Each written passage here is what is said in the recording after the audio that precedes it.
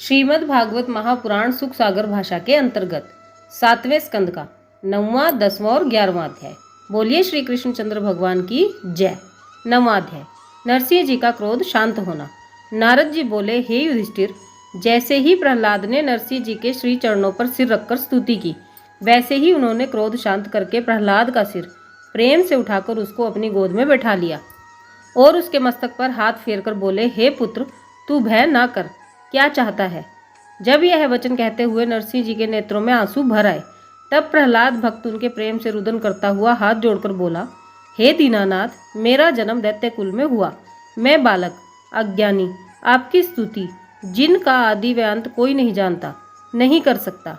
हे दीन दयालु, मुझ अधर्मी कुल के बालक पर दयालु होकर आपने रक्षा की, इसलिए अपने समान दूसरे का भाग्य नहीं समझता।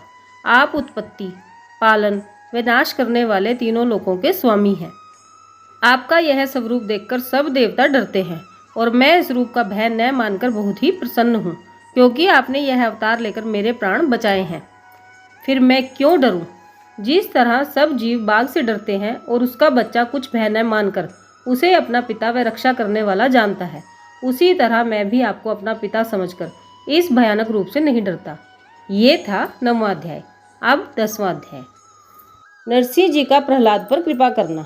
नारद जी ने कहा, हे युधिष्ठिर, प्रहलाद की स्तुति सुनकर नरसिंह जी बोले, हे प्रहलाद, मैं तुमसे अति प्रसन्न हूँ, कुछ वरदान मांगो। प्रहलाद ने हाथ जोड़कर विनय की, हे त्रिलोकीनाथ, मैंने संसारी सुख भूलोक व देवलोक दोनों जगह को देखा है, परंतु वह सुख सदा स्थिर नहीं रहता, एक दिन उसका नाश हो जाता है। कदाचित आप यह कहें कि तू बालक अज्ञानी क्या जानता है, तूने कहाँ देखा। सो हे प्रभु, मेरे पिता तीनों लोकों का प्रतापी राजा हिरण्यकशिपु जब इंद्र, वरुण एवं कुबेर आदि देवताओं से हंसकर यह बात कहता था कि ऐसा काम तुमने क्यों किया, तो वे लोग जब अपना शरीर स्थिर नहीं रहता तो संसारी वस्तु का क्या विश्वास है। जिस प्रकार अज्ञानी बालक को दीपक दिखलाकर उसके माता पिता फुसलाते हैं, उसी तरह वरदान देने के लिए कहकर आप भी मुझे ललचाते हैं। संसार में तीनों लोकों के राज्य से उत्तम कोई वस्तु नहीं होती, सो मैं उसकी भी चाहत नहीं रखता, क्योंकि मेरा यह शरीर सदा स्थिर नहीं रहेगा। फिर किस लिए आपसे कोई वस्तु मांगूं? मुझे यही एक इच्छा है कि जन्म जन्मांतर दिन रात संत महात्माओं की संगति में रहकर आपके नाम का स्मरण व श्री चरणों की भक्ति करता रहूं। एक क्षण भी आपकी याद मुझे न भूले, इसके अलावा अपने लिए और कुछ नहीं चाहता। यह वचन सुनते ही नरसिंह जी बोले, हे बेटा, तू मेरा बड़ा परम भक्त है, इसलिए मैं चाहता हूँ कि तू अपने पिता के सिंहासन पर बैठकर राज्य कर। कदाचित तेरा दूसरा भाई राज्य करेगा तो संसारी जीव कहेंगे कि प्रहलाद ने भक्त होने पर भी राज्य नहीं पाया। तुझे मेरी आज्ञा माननी चाहिए।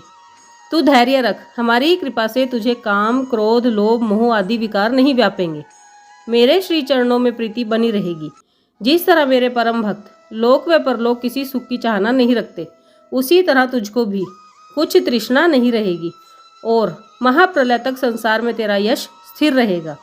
ऐसा कहकर जब नरसिंह जी गाय के समान प्रहलाद का शरीर चाटने लगे, तब प्रहलाद ने उनकी आज्ञा मानकर विनय की, हे प्रभु, मेरा पिता अपने अज्ञान से आपके साथ शत्रुता रखकर भक्तिहीन था। जो कोई भगवान, वेद, शास्त्र, संत व महात्मा की निंदा करता है, वह इस महापाप से अति दुख पाकर जल्दी कृतार्थ नहीं होता, इसलिए मेरा पिता नरक भोग करेगा।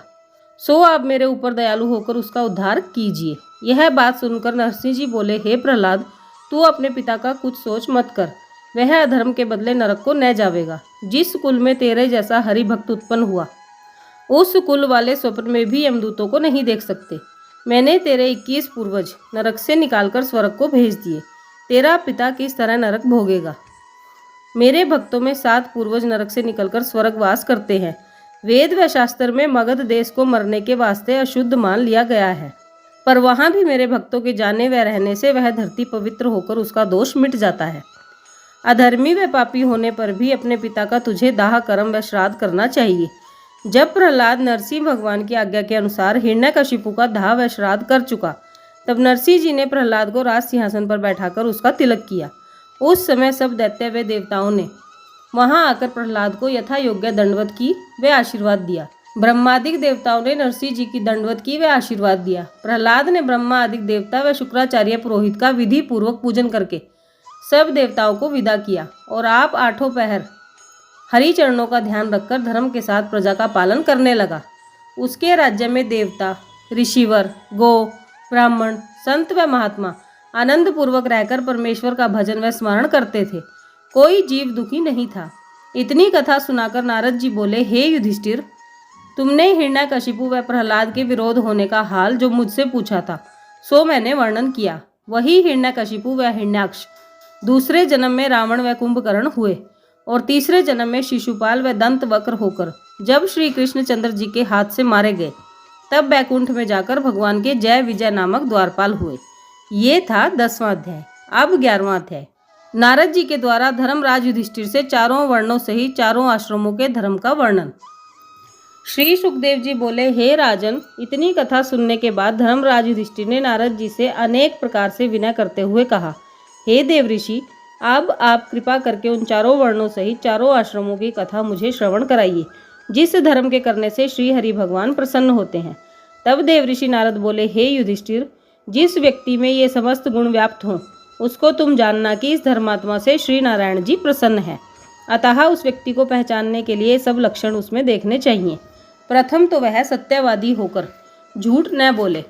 दूसरे, वह अपने हृदय में दया रखते हुए जिसे दीन दुखी देखे उसे अपनी शक्ति के अनुसार उसका दुख दूर करने की कोशिश करे। तीसरे, यथाशक्ति दान देकर अकेला भोजन न करे और जो भी अच्छा भोजन मिले उसमें से प्रथम ब्राह्मण आदि 4 वर्णों को देकर बाद में शेष बचे हुए भोजन को स्वयं ग्रहण करे। चौथे, अपने चित्त को श्री नारायण जी के भजन व ध्यान में लगाए रखकर उनकी नवधा भक्ति करता रहे। पांचवे, अधिक लालच को त्याग कर जो मिल जाए उसी में संतुष्ट रहे। छठे, श्री नारायण जी के अवतारों की लीला एवं कथाओं को प्रेम सहित कहता सुनता हुआ जीव हिंसा ना करे। सातवां, इन समस्त बातों में जो भी हो सके उन पर ध्यान करे। जो मनुष्य इन शुभ कर्मों में से किसी एक को भी नहीं करता वह बिना पूंछ के पशु के समान है।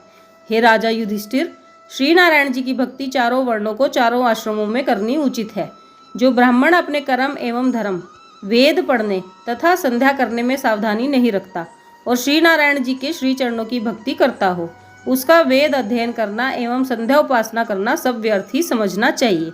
इसी प्रकार से क्षत्रिय, वैश्य एवं शूद्र इन तीनों वर्णों को गृहस्थ, ब्रह्मचारी, वानप्रस्थ एवं सन्यासी इन चारों आश्रमों में श्री नारायण जी का स्मरण, ध्यान एवं भक्ति करनी चाहिए जिससे वह बिना परिश्रम के भव सागर से पार हो जाए।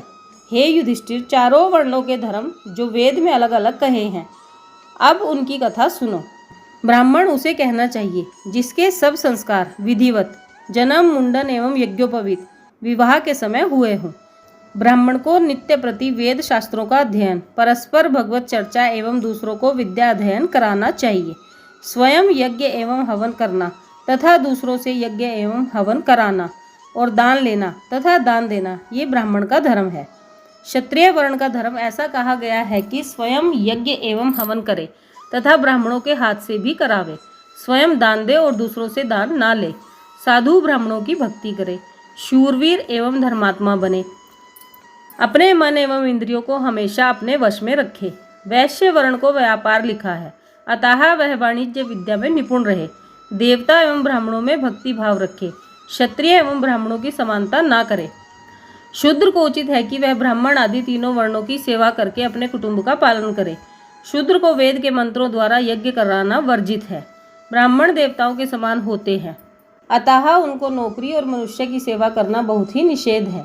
यद्यपि कोई यह कहे कि द्रोणाचार्य जैसे महापुरुष दुर्योधन के यहाँ नौकर के रूप में क्यों रह रहे थे, इसलिए उसका कारण यह है कि एक दिन द्रोणाचार्य का पुत्र अश्वत्थामा बालकपन में किसी अन्य बालक को दूध पीते देखकर अपने पिता से बोला कि मैं भी दूध पीऊँगा। द्रोणाचार्य गरीबी के कारण इतने दुखी थे कि वे उसे दूध मोल लेकर नहीं पिला सकते थे, अतः उन्होंने पानी में सफ़ेद मिट्टी अर्थात खड़िया घोलकर दूध की जगह अपने पुत्र को दे दिया।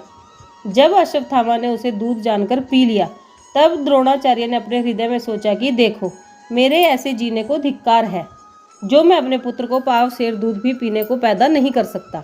इसी दुख के कारण द्रोणाचार्य राजा दुर्योधन के यहाँ जाकर रहने लगे थे, परंतु उन्होंने नौकरी के रूप में उनसे कोई वेतन नहीं लिया था। नारद जी बोले, हे राजा युधिष्ठिर, वह चारों वर्णों का धर्म हमने तुमसे वर्णन किया, अब स्त्रियों का धर्म कहता हूँ, उसे ध्यानपूर्वक सुनो। स्त्रियों को उचित है कि वे सदैव अपने पति को देवता एवं श्री नारायण जी के समान समझकर उनकी आज्ञा में तत्पर रहें और किसी से कटु वचन न बोलें। अधिक लालच ना करें। अपने पति एवं परिवार के वयोवृद्धों की शुद्ध मन से सेवा करें।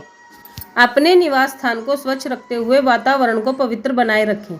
जो भी अन्न एवं वस्त्र श्री नारायण जी दें उसी को प्रसन्न होकर अंगीकार करें।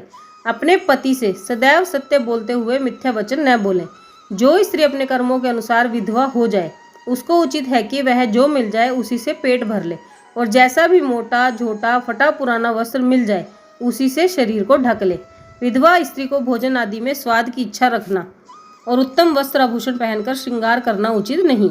जो स्त्री अपने धर्म कर्म से रहकर ऐसा करती है वह मरने के पश्चात वैकुंठ में पहुंचकर लक्ष्मी जी के समान अपने पति के साथ सुख अनुभव करती है। चारों वर्णों को चाहिए कि वह चोरी आदि कुकर्मों से दूर रहें। स्त्री पुरुषों के नित्य प्रति भोग करने से संतान शीघ्र नहीं होती। अतः विवेकशील पुरुषों को चाहिए कि वे जब स्त्री रजस्वला होकर चौथे दिन स्नान करके शुद्ध हो जाए तब वह स्त्री प्रसंग करे। दिन में भोग करने से तेज बल एवं धर्म नष्ट होता है और आयु क्षीण होती है। इन चारों वर्णों के अलावा जो वर्ण शंकर आदि हैं उनको ऐसा उचित है कि उनके कुल में जिस प्रकार से धर्म एवं कर्म होता आया है वह उसे उसी प्रकार से करते रहें। ये था 11वां अध्याय।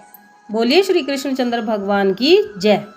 आज की वीडियो में बस इतना ही। फिर मिलेंगे अगली वीडियो में। राधे राधे।